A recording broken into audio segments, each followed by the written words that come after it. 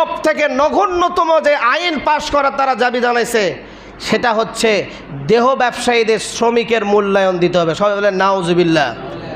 কোনো ইসলামী রাষ্ট্রে, আমি ইসলামী রাষ্ট্র বলতেছি না, ৯৯% মুসলমান রাষ্ট্রে যদি কোনো দেহ ব্যবসায়ীকে শ্রমিকের মূল্যায়ন দেওয়া হয় তাহলে আল্লাহর গজব আসতে 1 সেকেন্ড দেরি হবে না।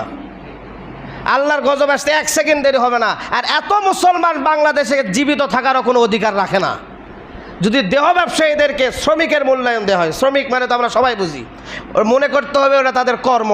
নাউজুবিল্লাহ মিন যালিক। ইসলাম যেটাকে সর্বোচ্চ শাস্তি প্রয়োগের বিধান দিছে, যদি কোনো অবিবাহিত যায় তাহলে 1 বছর নির্বাসনের ব্যবস্থা এবং 100 দৌড়া আঘাত করতে হবে। আর কোনো বিবাহিত পুরুষ যদি ওই পল্লীতে যা ধরা পড়ে তাহলে তাকে পাথর নিক্ষেপ করে হত্যা করবে, এটা ইসলামী বিধান। সেই জায়গায় কিভাবে তারা বলতে পারে যে এটা শ্রমিকের মূল্যায়ন দিতে হবে?